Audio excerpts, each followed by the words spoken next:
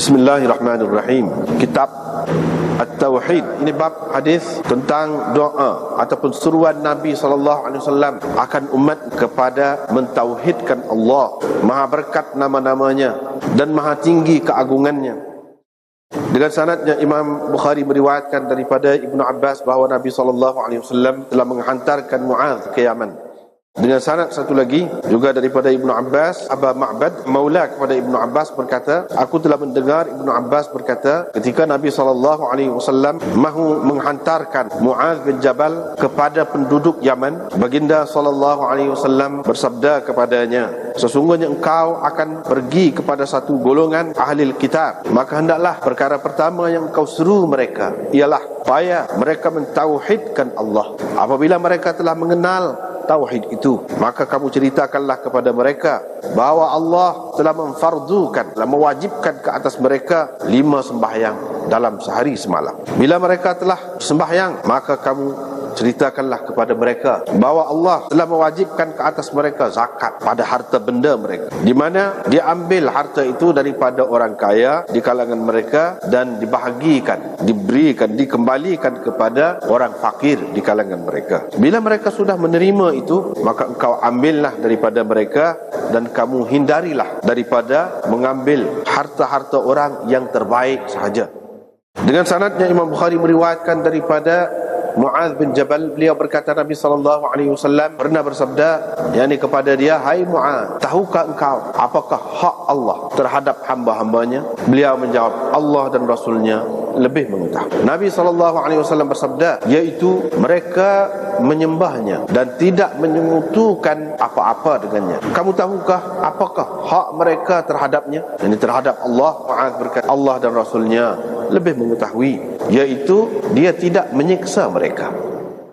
Dengan sanadnya Imam Bukhari meriwayatkan daripada Abi Sa'id Al-Khudri bahawa ada seorang lelaki mendengar seorang lelaki yang lain membaca Qul huwallahu ahad. Dia mengulangi membaca surah itu. Bila tiba keesokan paginya, orang itu pergi kepada Nabi SAW. Dia pun menyebutkan perkara tadi kepada baginda. Semacam orang itu menganggap bacaannya itu sedikit. Maka Rasulullah SAW bersabda, demi Tuhan yang nyawaku berada di tangannya, sesungguhnya Qul huwallahu ahad ataupun surah itu benar-benar menyamai 1/3 Al-Quran. Sanad lagi itu Imam Bukhari sebut Abu Sa'id Al-Khudri berkata, saudaraku iaitu Qatadah bin An-Nu'man menceritakan kepadaku daripada Nabi SAW. Dengan sanadnya Imam Bukhari meriwayatkan daripada Amrah binti Abdurrahman. Dia ni adalah anak angkat Aisyah, besar dalam haribaan Aisyah, isteri Nabi SAW. Maksudnya anak angkat daripada Aisyah, bahawa Nabi SAW telah mengutuskan seorang lelaki memimpin satu kumpulan tentera, dan orang itu membaca di dalam sembahyang apabila menjadi imam kepada sahabat-sahabatnya, disudahi bacaannya dengan Qul huwallahu ahad.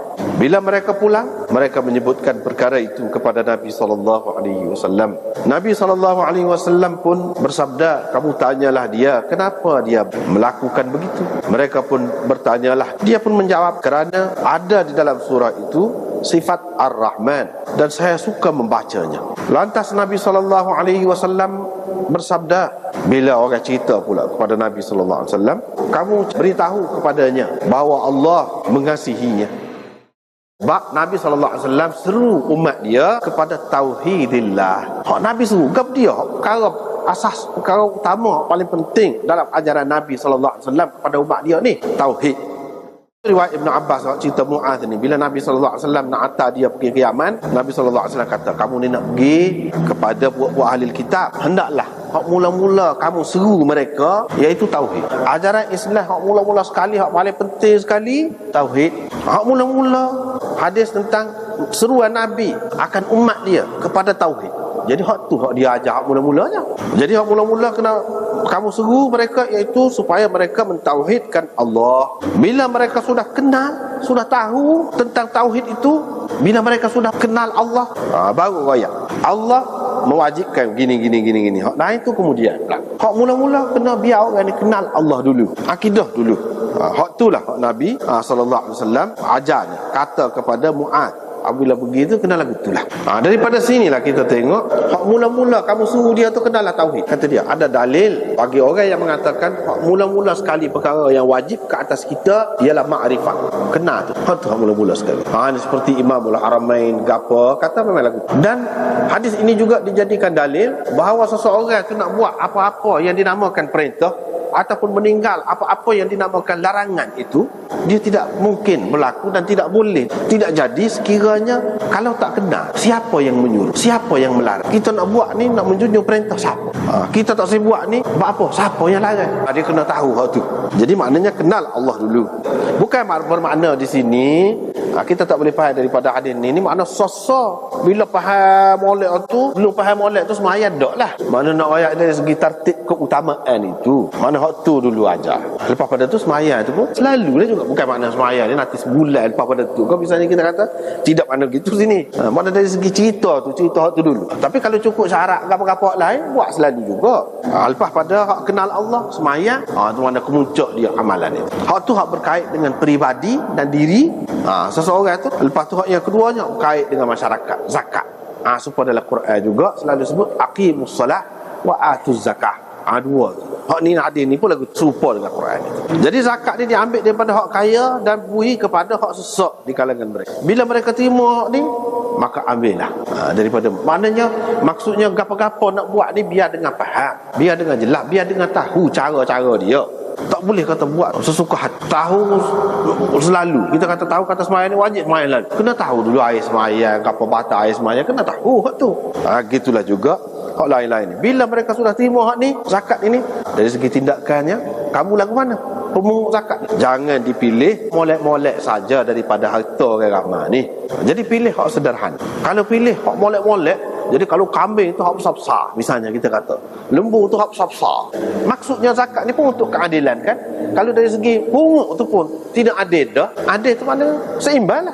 Nyaya pula jadi kepada Tuhan tu, ambil hak molek-molek. Kalau tidak dia boleh jual mahal hak tu kan, boleh buat bakar lagi molek-molek. Kalau kita ambil hak tak molek, nyaya kepada orang miskin pula. Hak dia nak adil, adil dia biar tengah-tengah lah, biar seimbang lah. Jadi sebab tu dia kata jangan dipilih cari hak molek-molek.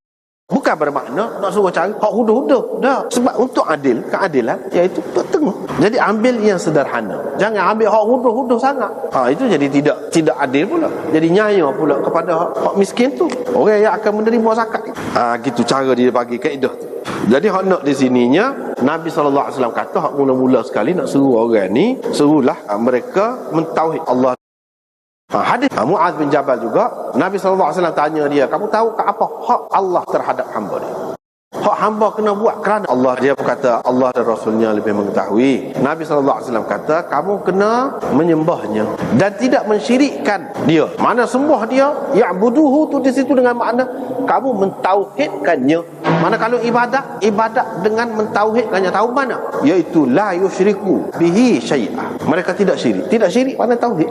Jadi ya'budu iaitu mereka menyembahnya. Mereka yakni hamba-hamba tu menyembahnya. Jadi menyembah di sini dengan makna ke dia? Iaitu dengan makna mentauhidkannya. Jadi pernyataan tauhid itu yang paling tingginya duduk mana?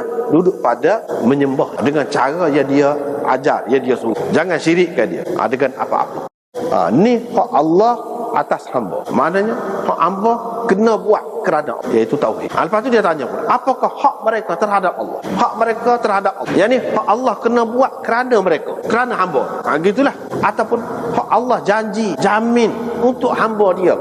Iaitu Nabi SAW kata, iaitu tidak menyeksakan mereka apabila mereka tidak syirik. Apabila mereka mentauhidkannya, Allah SWT jamin iaitu dia tidak akan menyeksa hamba itu. Di sini maksud tidak menyeksa ni kalau orang tauhid tu mana? Lepas tu kalau dia tu buat maksiat apa gitu gini, zina macam-macam lagi. Tidak masuk neraka kan ni orang Islam pun. Padahal dia tu orang tauhid. Lagu mana? Maksudnya jaminan ini tidak menyeksanya, tidak menyeksa mereka buat selama-lamanya supaya orang kata. Kalau seksa pun setelah habis tu lepas pada tu tubik. Jaminan lagu tu. Jaminan pada mereka tidak akan menerima siksaan yang berkekalan. Makna dia. Yang keduanya, makna dia ke dia? Allah tidak akan menyeksa mereka ni kalau mereka betul-betul bertauhid. Mereka tak akan masuk neraka kalau betul-betul tauhid sungguh. Tak akan buat maksiat kalau tauhid sungguh. Ada buat juga tidak tauhid sungguh lah. Sebab tu ya kena masuk neraka tu, kena seksa juga tu. Ni maksudnya kalau tak akan menyeksa langsung. Mana kalau tauhid sungguh? Orang yang tauhid sungguh dia tak akan buat maksiat. Tak berani dia. Kalau dia buat juga tu, dia langgar juga. Cai lah tu, ada lah. Hak tak sepenuh. Tak faham molek lah tu. Tak kenal molek. Kalau dia kenal molek Tuhan, dia tak akan buat. Misalnya semaya, tak akan tinggal semaya. Maksiat, Tuhan langgar, dia tak akan buat. Dengan pilihan dia tak akan. Kecuali kalau dipaksa lain cerita. Dan kalau dipaksa, Allah SWT tak akan hukum dah dia tu. Memang tak kena langsung seksa. Kalau betul-betul tauhid. Ini juga sebagai jaminan. Kalau orang yang faham betul-betul tauhid, dia tidak akan buat benda salah sehingga dia kena seksa. Sebab itulah Nabi jamin berapa ramai masuk surga terus, tak ada hisap. Bila tak ada hisap, mana nak masuk nerakanya? Hak lagu mana tu? Tauhid sungguh lah tu. Itu jaminan tu. Kerana manusia tu jaga tauhid dia tu, kerana maka Allah SWT buat lagu ni, iaitu tidak menyeksa dia. Dua kemungkinan itu, dua makna. Seterusnya dia baca qul huwallahu ahad itu, qul huwallahu ahad dia ulang hak itulah baca. Jadi ada sahabat yang lain jadi berasa macam sikit lah dia baca. Nabi SAW kata tidak. Jadi lebih tu qul huwallah. Ini kelebihan qul huwallah. Jadi walaupun sikit pendek pun dari segi makna dia tu menyamai 1/3 Al-Quran. Sebab hak ni cerita pasal tauhid. Jadi lebih tu apa? Pasal surah tu mengandungi ajaran tauhid. Hak tu jadi lebih tu. Dan dalam tu cerita pasal tauhid. Maknanya cerita tauhid ni daripada dalam Quran, ajaran Quran. Dan jadi lebih walaupun pendek. Sebab apa? Sebab dia cerita tentang tauhid. Lebih. Berkenaan dengan 1/3 ni lagu mana? Berkenaan dengan akidah. Berkenaan dengan akidah ketuhanan. Yang kedua berkenaan dengan kenabian. Dua. Yang ketiga berkenaan dengan ma'ad. 3. Hak tu je. Tuhan, kenabian, ma'ad, akhirat. Tu je isi Quran. Parti dia akidah tentang Tuhan, tentang Nabi-Nabi, hak bawa ajaran Tuhan. Apa dia hak dia bawa. Yang ketiganya hidup selepas mati. Ini adalah Quran. Ataupun setengah ulama kata berkenaan dengan akidah. Dalam akidah tu termasuk pasal Tuhan, pasal Nabi, pasal lepas tu hak yang kedua hukum hakam. Yang ketiganya berkenaan dengan selepas mati. Jadi 1/3 tu dari sudut tu lah. Dari sudut akidah. Jadi kita kata tu tak ada tentang kenabian tu. Dalam surah Ikhlas tu mana ada cerita tentang Nabi. Dan kalau kita kata akidah ni masuk belakang. Masuk dah dalam tu. Qul huwallahu ahad. Ahad maknanya Nabi-Nabi tidak mungkin boleh jadi Tuhan. Ke mana-mana. Nabi lebih setara mana, hebat setara mana. Allah yang bersifat dengan sifat ketuhanan. Tak boleh gila lah hak lain. Tak suka ayat setara mana. Jadi semua kita tengok dalam agama-agama lain tu mana-mana dianggap sebagai Nabi tu sudah jadi Tuhan belakang. Islam ni orang yang pegang dengan Quran dan Sunnah tak akan jadi gitu. Sebab apa? Allahu ahad. Tak akan jadi seperti agama lain. Minta dengan Tok Peko tu Nabi-Nabi itulah dibuat sebagai Tok Pekonya. Patung Nabi Isa dibuat, patung Sri Rama, patung Buddha, patung macam-macam dibuat kan. Minta dengan tu tak akan berlaku orang Islam. Sebab apa? Allahus Samad. Allah je hak kita minta lagu tu, bukan orang lain. Masuk dah tu. Tahu selalu kedudukan Nabi tu setara mana. Kita tidak akan jadi syirik lagu tu kalau tengok situ dalam surah Ikhlas tu saja. Lepas pada tu dia sebut ni dia baca surah lain dulu. Lepas pada tu keluar Allah. Dia sudah dengan keluar Allah semua. Dia jadi kepala, dia jadi ketua pergi perang. Jadi buat apa lagu tu? Sahabat balik royaklah kepada Nabi. Sebab Nabi tidak buat gitu. Tidak buat gitu. Tiba-tiba dia buat. Nabi kata tanya dia buat apa? Dia pun kata sebab dia sayang kepada Allah, kasih kepada Allah. Sebut sifat-sifat Allah, sebut tentang Allah tu menggembirakan dia. Bila sahabat pergi tanya dia itu, sahabat pergi royak ke Nabi pula lah. Dia kata Allah pun kasih juga kepada dia. Maknanya orang yang kasih kepada Allah, Allah kasih kepadanya. Balah balik. Orang yang suka kepada Allah, Allah akan suka kepadanya. Jadi di sini yang jadi kelebihan tu apa? Pasal tauhid belaka tu. Surah Ikhlas atau surah tauhid. Orang panggil surah tauhid. Boleh juga surah Ikhlas.